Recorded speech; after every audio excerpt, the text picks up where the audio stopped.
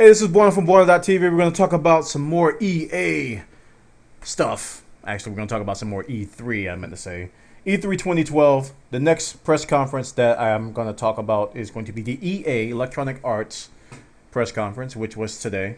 There's going to be more. EA, Ubisoft, Sony, a bunch of people are going to be doing press conferences. Nintendo. But this video is going to focus on EA. And EA has a pretty bad track record. A lot of people don't like their press conferences at all. I, for one, used to look forward to EA for DICE stuff, especially when Battlefield 3 was coming out. And I didn't want to see anything else. I was like, I don't want to see anything else. But today we got some stuff from EA. The first thing they talked about was Dead Space 3, which I unfortunately missed during the first live run. I just watched the trailer a few minutes ago. And it didn't look too compelling from what Dead Space has already brought us. Sure, it looked like an exhilarating story from crashing on the planet to shooting a bunch of bad guys and a very cool suit.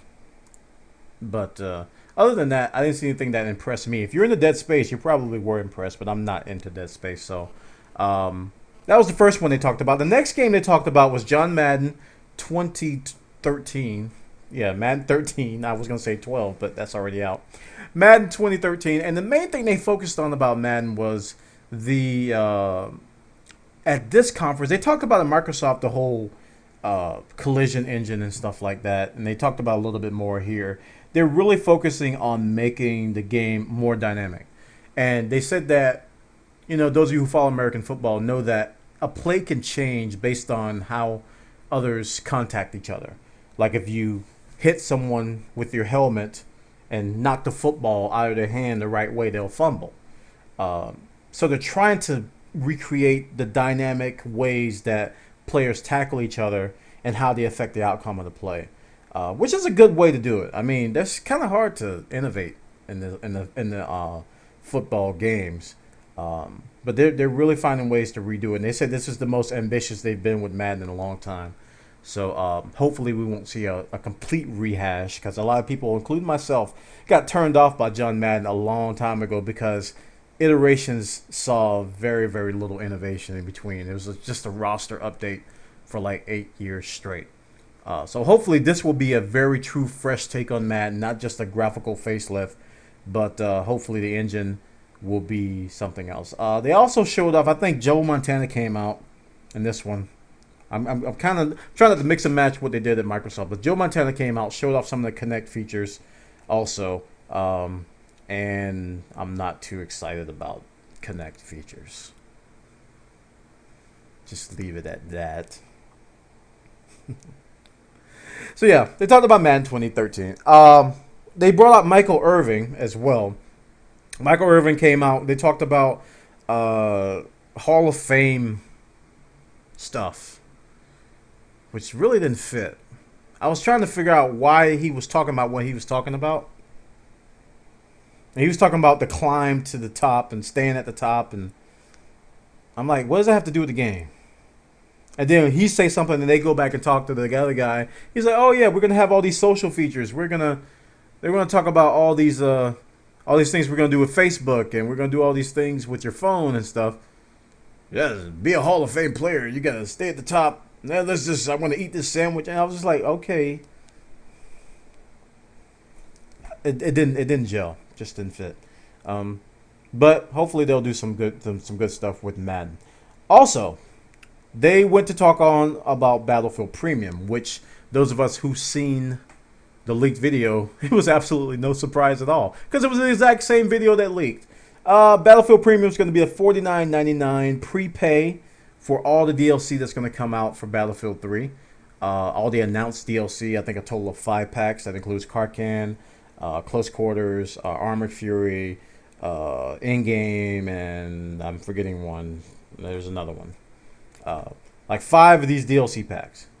And it's something that we knew about. A trend I have vocally stated many times that I do not like, where we have all of this DLC You're essentially paying for the game almost all over again for announced DLC. Now, while it's true you'll get a deal because you were going to buy the DLC anyway, it's going to help companies create less content in the original game and segment it out more so that they can make more money. We don't want to see that trend happen. So that's why I'm frowning upon the whole COD Elite, the whole Battlefield Premium premise, is because I don't like doing that. I don't like when companies get comfortable giving us half a game at launch and then segmenting out the rest of the game over a period of a year and have you pay for the game again. That's the whole thing with that. So let's hope that that trend stops. Let's hope that EA DICE doesn't go that route with their next titles. And let's hope we don't have to buy games twice. A lot. Don't like that at all. The next game they talked about was SWTOR, Star Wars: The Old Republic, and it was kind of hard to take these guys seriously because they were talking about the game, all these new things that's coming to SWTOR, which looked very cool, and I could not help. It was like Charlie Brown. You guys ever seen the Charlie Brown cartoons where they look to the teacher and he's like, wah wah wah wah wah wah wah wah. Yes, ma'am. Wah wah wah wah wah wah wah wah. That's what I heard. And I was just like, Star Wars: The Old Republic is bleeding subscribers. They're not doing well. That's all I could see when they were talking. I was like, ugh. But they're going to come out with this new race. They're going to come out with all these new PvP options, player requested features. All these things are coming to Star Wars: The Old Republic. I just couldn't digest it. I was just like, oh, they're just bleeding subscribers. Poor Star Wars. They had all that hype. Look at all those happy fans in those pictures. They were happy then. They probably all canceled now. Oh, man. Public perception. I'm telling you, it's a powerful, powerful thing. But wow, that was the thing I was focusing on through Star Wars: The Old Republic. The next thing they talked about was Medal of Honor. And I'm one of the handful of people that really enjoyed the Medal of Honor reboot. The single player was, I loved it. I really loved the Medal of Honor single player. The multiplayer was actually fun, but the spawns were insanely broken. I don't know what's going on with EA DICE. They don't know how to make spawns. They just don't know how to do it. They need to hire somebody to make spawn. Every game they've been coming out with lately, the spawns have been insanely broken. It just broken. So when I saw that that they were going to make a new Medal of Honor, I was like, cool. All right, this is going to be a pretty good single player experience. They showed it, and I was just like, I thought about Black Ops 2. I was like, I have seen this before. You know, it was like a shooter on rails. You're walking, go to the next checkpoint, shoot all the enemies, go to the next checkpoint, shoot all the enemies, go to the next check. I was just like, and they gave me an EOD bot. I can control a robot. Yay! Okay, let's get back on the rails. Shoot all the enemies, go to the next checkpoint. I was like, okay.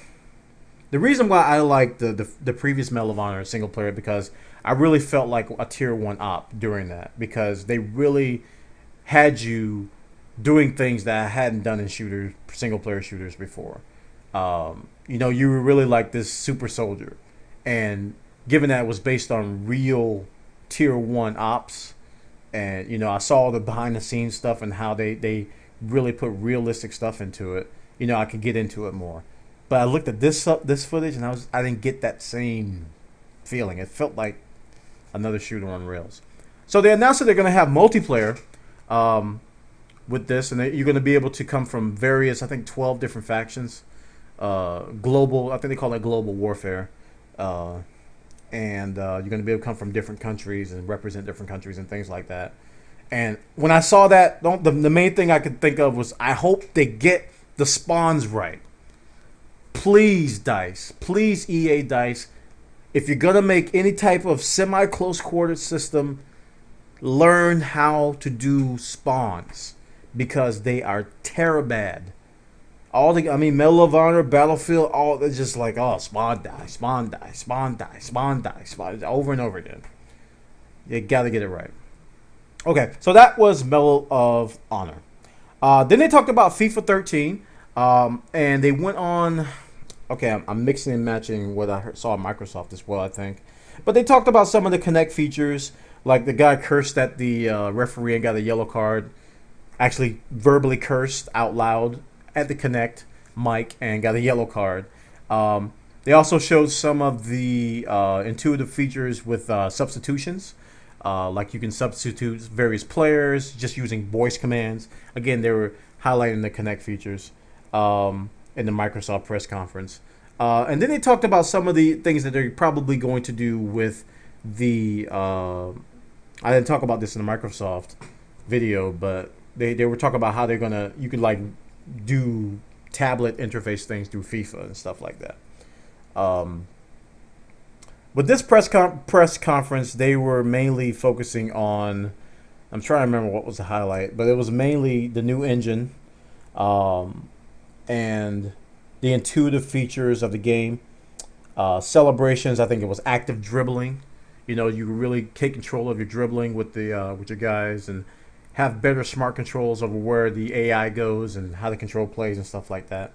So FIFA, if you're into football, I say football again because if I say soccer, I get hate mail. So football with FIFA 13, that was talked about as well. Now, one of the big stories that I kind of found to be a shocker was that UFC is coming to EA. You guys don't remember a few years ago, there was a big spat between UFC and EA because EA went to make. They were trying to sign a deal with UFC, and EA went to make their own EA MMA game, which didn't do all that well. So now UFC is actually coming to EA Sports. UFC is coming to EA Sports, and so they're gonna have all the UFC goodness on EA. Dana White, I almost said Dana Smith. Dana White came out, basically said, "We're finally here, yay!" So if you're into UFC, that's gonna be coming to EA. Next, they shift gears to NFS Most Wanted, Need for Speed. Show some gameplay of that. If you ever play Need for Speed Most Wanted, basically you're running from cops, and you know you gain infamy as you destroy things, and more cops chase you, and more cops chase you. Most Wanted is going to be kind of in a free roam environment. Going to have multiplayer support, tiered systems, leaderboards, and all that good stuff. Looked a lot like Burnout, probably because I think the developers of Burnout are actually making this Need for Speed title, Most Wanted.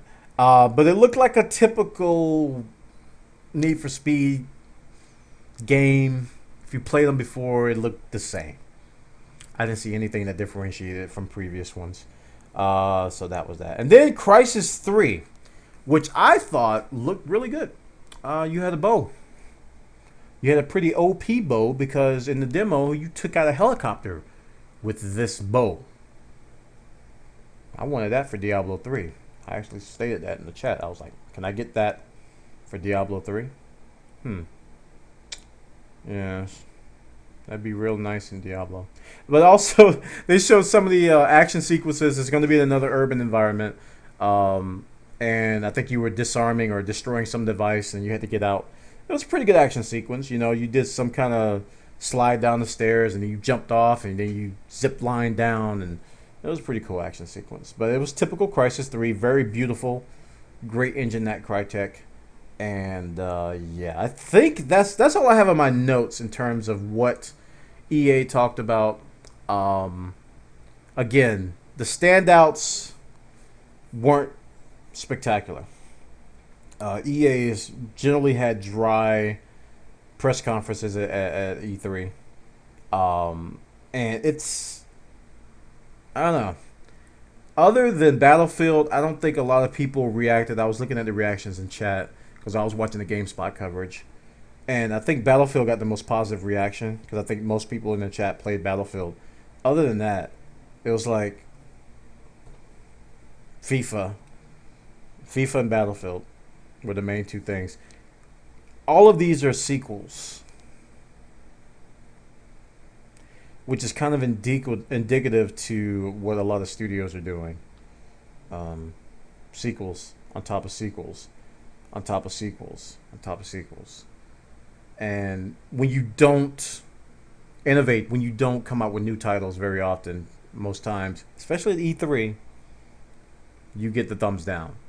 So that concludes this video. Please, if you want, you can follow me at twitch.tv/Bwana. I have a live stream over there, live.bwana.tv, if you want a different viewing experience. We talk about videos. We play video game. We talk about video games. We play video games.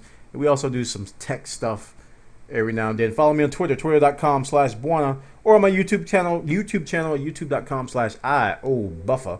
Yeah, we do this game podcast called Game Chat with Bwana. This is kind of a impromptu E3 wrap-up version of that podcast where we're talking about all the E3 news. So thank you, everybody, for watching.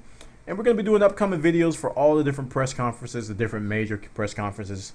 I've already did one for Microsoft. We're going to do one for Ubisoft and Sony as well. This is EA. And we're going to do Nintendo as well. So everybody have a great day. I'll see you later.